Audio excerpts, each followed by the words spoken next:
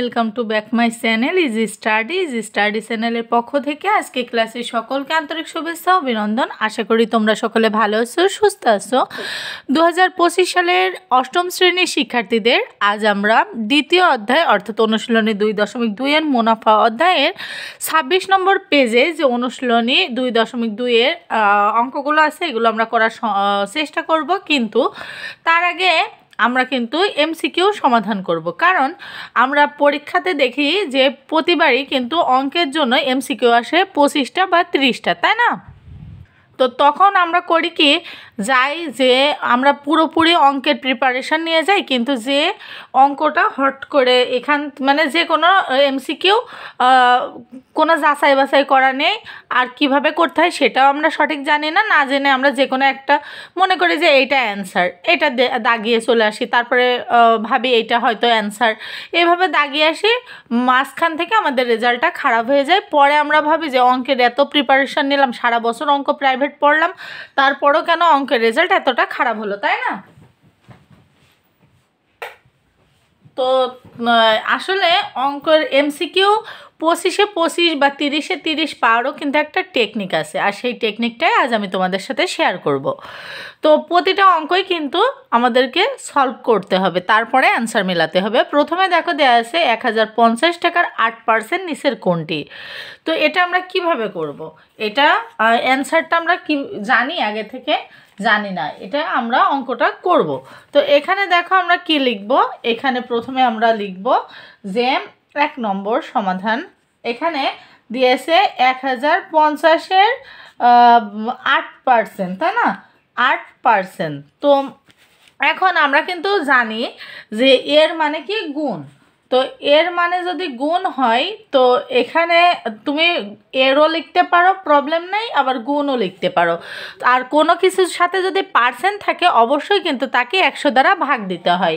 এটা অবশ্যই আমরা এতদিনে জেনেছি, ক্লাস 8-এ যেহেতু পড়ি। তো এখানে এটার সাথে যদি আমরা কাটাকাটি করি তাহলে দেখো কাটাকাটি করলে কিন্তু আমাদের আসবে 21, আর এখানে আসবে 2। তো এই 2 দিয়ে এখানে যদি আমরা কাটাকাটি করি তাহলে আমরা জানি 4 দুগুণে 8। তো এই যে এখানে আমরা পেলাম। তো এখন এই 21-কে যদি 4 দ্বারা গুণ করি তাহলে আমাদের কত আসে? 4 একে 4 আর 4 দুগুণে কত? 8। তাহলে এই যে 84 পেলাম। এখন দেখো তো 84 কোথাও অ্যান্সারে আছে কি? হ্যাঁ, এই যে গ নম্বরটায় আছে 84, তাহলে অবশ্যই আমাদের অ্যান্সার হবে 84। এটা কি আমরা অবশ্যই সঠিক নাম্বার পাবো। তারপরে দেখো এখানে দেওয়া আছে বার্ষিক 10% সরল মুনাফায় 1200 টাকার 4 বছরের সরল মুনাফা কত? বার্ষিক 10% সরল মুনাফায় 1200 টাকা, অর্থাৎ এটা আসল, হ্যাঁ, পির মান কিন্তু 1200 টাকা, আর 10% দিয়েছে, এটা আর এর মান বা বার্ষিক মুনাফার হার, আর এই যে 4 বছর তাহলে এন এর মান, তাহলে পি আর এন এই তিনটার মান পেলাম। আর মান তাহলে লাগবে কয়টা? শুধু আয়ের মান। তাহলে আমরা কিভাবে বের করব? আমরা জানি মুনাফাকে আয় দ্বারা প্রকাশ করা হয়। তো এখানে তাহলে আমরা লিখতে পারি যে আমরা জানি আই সমান সমান পি আর এন বা পি এন আর। তো এখন সমস্যা হচ্ছে আমরা যেহেতু এমসিকিউ এর জন্য খুবই অল্প টাইম পাই, তাই আমরা জানি বা এইটার মান এটা এত কিছু লেখার কোনো দরকার নেই। তোমরা জাস্ট সূত্রটা বসাবা, সূত্রটার মানগুলো বসাবা, বসিয়ে দিয়ে ক্যালকুলেশন করলে অ্যান্সার কমপ্লিট। অনেক স্টুডেন্ট আছে যারা অনেক পারদর্শী, তারা কিন্তু খাতায় রাফও করে না, তারা জাস্ট ক্যালকুলেটরে অ্যান্সারটা বের করে ফেলতে পারে। তো এখানে আমরা জানি এসব লেখার কোনো দরকার নেই, যেহেতু এটা এমসিকিউ। তো এখানে পির মান কত পেয়েছিলাম? 1200। তো এখানে আমরা 1200 দিয়ে দেবো। আর এন এর মান কত পেয়েছি আমরা? 4 বছর। তো এখানে 4, আর আর এর মান কি আমাদের 10% ছিল, আমরা জানি পার্সেন্ট থাকলে তাকে 100 দ্বারা ভাগ দিতে হয়। তো এটা যদি আমরা করি তো এই দুইটা শূন্যর সাথে এই দুইটা শূন্য কাটা যাবে, তাহলে এই যে 12-র সাথে যদি আমরা 4 গুণ করি তো আমরা জানি 4 বারং কত? 48, আর 48-কে 10 দ্বারা গুণ করলে তাহলে আসবে এই যে 480।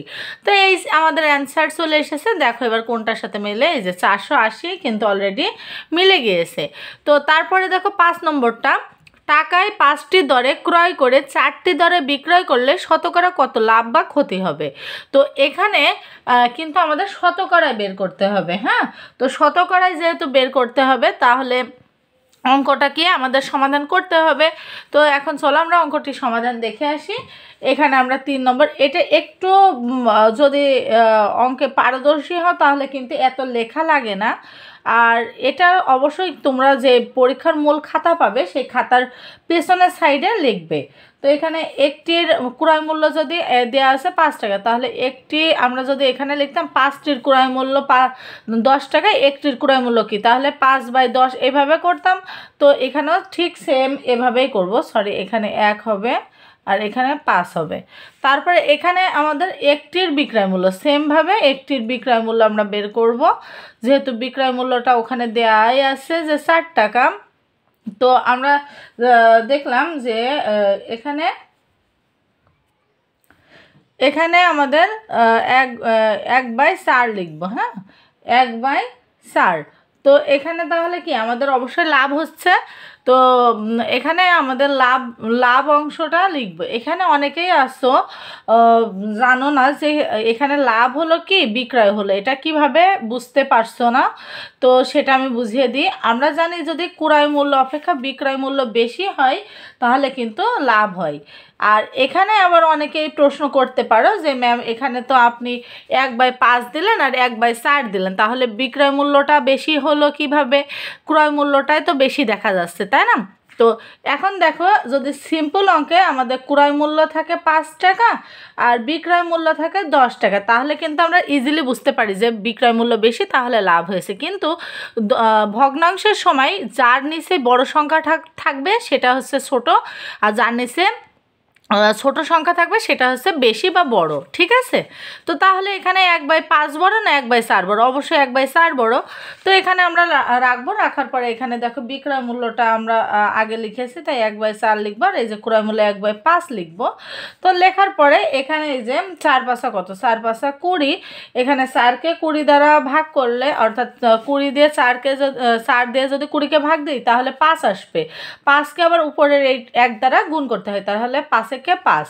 এখানে 5কে যদি 20 ভাগ দিই তাহলে 4 আসবে। তো এখানে তাহলে আমাদের অ্যান্সার কত আসবে? 1/20। এটা কিন্তু আমাদের লাভের অংশটা পেলাম। হ্যাঁ, এখনো পুরো অঙ্কটা আমাদের কমপ্লিট হয়নি। তো এখন আমরা কি করব দেখো, এখন কিন্তু আমরা লিখব,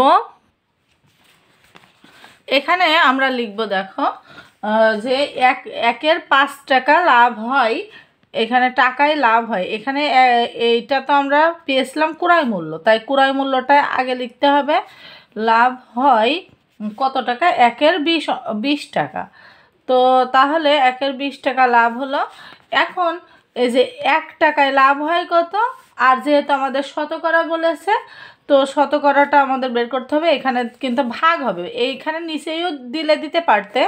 তো আমাদের নিচে দেওয়ার থেকে এই যে আমি পাশে ভাগ করে দেখালাম। আমরা জানি কি ভাগের সময় যে এটা থাকে গুণের সময় কিন্তু সেটা পুরো উল্টিয়ে যায়। তাহলে এই যে 5 উপরে চলে যাবে, 1 নিচেই চলে আসবে, তাই না? এভাবে কিন্তু উল্টিয়ে যাবে। তো তারপরে এখানে আমরা করব কি, এটা আর এটা কাটা দিয়েও দিতে পারতাম, চাইলে কাটাও দিয়ে দিতে পারো। এই যে এখানে আমি যদি কাটা দিয়ে দিই তাহলে আমাদের আসবে কত? 5-এর 20 অংশ। তারপরে এখানে আমরা করব কি, 100 টাকায় লাভ হয় কত? 100 টাকায় লাভ হয় এই যে অবশ্যই তাহলে বেশি হবে। তাহলে আমরা কি করব, 5 গুণ 100, আর বেশি হলে তো আমাদের গুণ হয়, এটা আমরা জানি, এটা নতুন করে শেখার কিছু নেই। এইটার সাথে যদি এটা কাটি তাহলে আমরা জানি 5 গুণ 100, তাহলে 5×5 কত হবে? 25। তাহলে এই দেখো অ্যান্সারটা হবে কিন্তু 25%। তো এই অঙ্কটা অনেকে আসো বুঝতে পারবে না, অনেকে আসো করার আলিস্যতা বা সঠিক হবে কিনা এটা না জেনে বুঝেই যে কোনো একটা অ্যান্সার দিয়ে আসো। তো ভাগ্যের উপরে ভর করে যে কোনো একটা অ্যান্সার দিয়ে আসলেই তো অ্যান্সারটা সঠিক হবে না, তাই না? তাহলে আমাদের সঠিক অ্যান্সার হবে কোনটা বলো তো? সঠিক অ্যান্সার হবে লাভ হয় 25%। তো এখন আমাদের এবার 4 নম্বর অঙ্কটা বলছে মুনাফা হিসাবের ক্ষেত্রে। মুনাফা হিসাবের ক্ষেত্রে আমরা কি কি বিবেচনা করি দেখো। অবশ্যই কিন্তু আমরা মুনাফা সমান সমান মুনাফা আসল মাইনাস আসল এটা করি, আর চক্রবৃদ্ধি মুনাফা সমান সমান চক্রবৃদ্ধি মূলধন এটা আমরা করি। তাহলে 1 ও 3 হবে, এই 2 নম্বরটা ভুল দেওয়া আছে। তারপরে এখানে 5 নম্বরটাতে দেখো দেওয়া আছে 10% সরল মুনাফায় 2000 টাকার। এটা সেম প্রসেসেই তোমরা করে নেবে। এটা কিন্তু 1 আর 2 হবে সঠিক সঠিক অ্যান্সার। তারপরেরটাই দেখো, এখানে আমাদের দেওয়া আছে 6 নম্বরটা, জামিল সাহেব বার্ষিক 10% মুনাফায় ব্যাংকে 2000 টাকা জমা রাখলেন। তাহলে এখানে মুনাফার হার কত? 10%। আর আসলের মান কত? 20,000 টাকা। তাহলে প্রথম বছরান্তের মুনাফা আসলের মান কত? প্রথম বছরান্তে যেহেতু বলেছে, তাহলে এখানে কিন্তু আমাদের অবশ্যই এনের মান বা সময়টাকে 1 ধরতে হবে। তাহলে এখানে আমরা অঙ্কটা কিভাবে করি দেখো, এই যে 6 নম্বরের 1, তো এটা আমরা মুনাফা আসলের ক্ষেত্রে আমরা আর একটা সূত্র জানি। মুনাফা আসলের সূত্রটা কিন্তু একটু অন্যরকম। তো আসলের ক্ষেত্রে দেখো,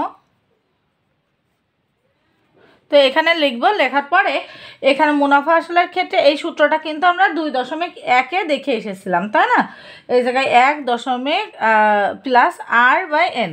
তো এটা আমরা কিভাবে করি দেখো, এই যে পির মান তো আমরা দেখলাম যে 2000 টাকা, সরি আমি হয়তো কোনো জায়গায় 20,000 বলে ফেলেছি, তো এখানে কিন্তু 2000 টাকা হবে। তো এখানে 1 প্লাস এনের মানটা কত? এনের মান কিন্তু আমাদের দেয়া আছে প্রথম বছরান্তে, তাহলে অবশ্যই 1 বছর হবে। আর আর এর মান যেহেতু 10% দেওয়া আছে, তাই 10/100 হবে, কারণ পার্সেন্ট ওঠানোর জন্য আমরা আর এর মানকে 100 দ্বারা ভাগ দিই। তো এখানে এই যে 2000 আমরা রাখবো, আর এখানে দেখো এই একটা শূন্য কেটে যাবে, তাহলে কি আসবে?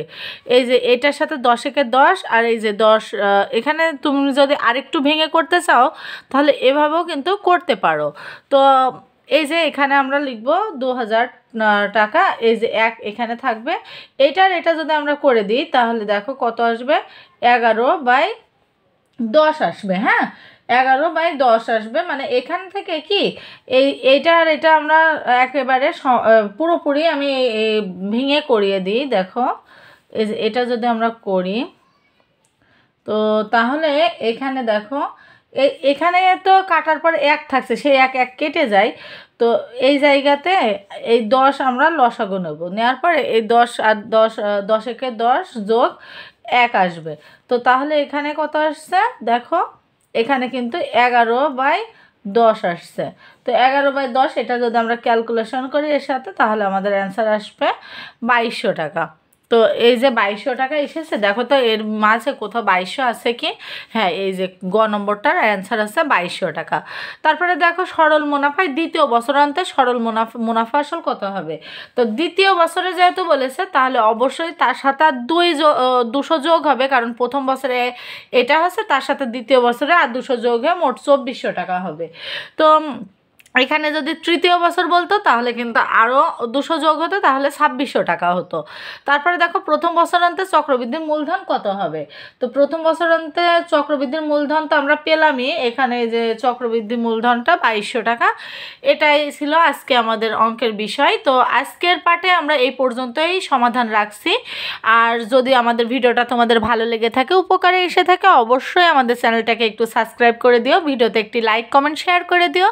আমার কোনো ভুল ত্রুটি থাকলে অবশ্যই ক্ষমা সুন্দর দৃষ্টিতে দেখো। আজকের মতো এখানে বিদায় নিচ্ছি। ধন্যবাদ সকলকে।